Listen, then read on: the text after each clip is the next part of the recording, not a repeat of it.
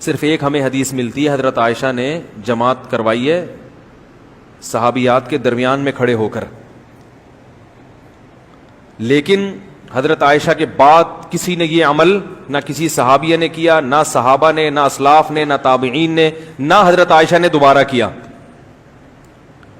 تو اس سے علماء کہتے ہیں کہ نماز ہو تو جائے گی مگر یہ عمل پسندیدہ نہیں ہے، کیونکہ کہیں بھی نہیں ملتا کہ ایسا ہو. اگر یہ جائز ہوتا، اچھا عمل ہوتا، باعث ثواب ہوتا تو یہ امت میں چلا آتا. تو ابتدائی اسلام میں کچھ کام ایسے ہوئے ہیں جو بعد میں منسوخ ہو گئے.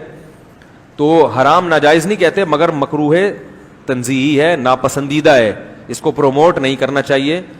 اور یہ اس لیے ناپسندیدہ ہے کہ اسلام میں عورت کی امامت پسند نہیں ہے.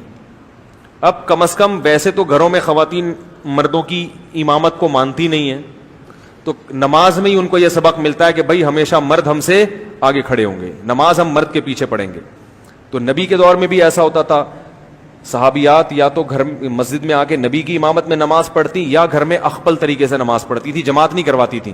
اور اگر گھر میں کوئی جماعت کرواتا تو مرد ہوتا.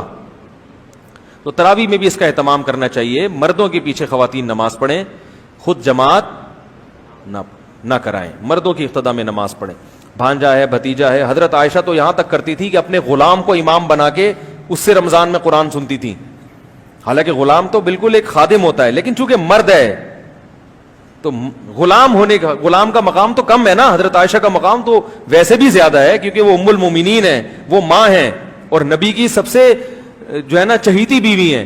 اس کے باوجود ایک غلام کو آگے کر کے اس سے نماز پڑھوائیں گے، تم امامت کرو اور ہم تمہارے پیچھے نماز پڑھیں گے. تو اس میں اللہ نے مردوں کو فضیلت دی ہے کہ وہ امامت ہو. تبلیغ میں دیکھ لو، خواتین کی جماعت جب نکلتی ہے تو ان کا امیر بھی مرد ہی ہوتا ہے، حالانکہ وہ پردے میں ہوتا ہے، اس کو بات کرنے کی اجازت نہیں ہوتی خاتون سے، لیکن الگ سے خاتون میں کوئی امیر نہیں بنایا جاتا.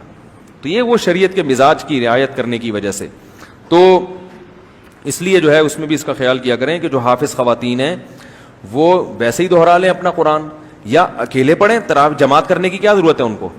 تراویح اکیلے پڑھیں، وہ اپنے اخپل طریقے سے جو ہے وہ اپنا اس میں قرآن دہرا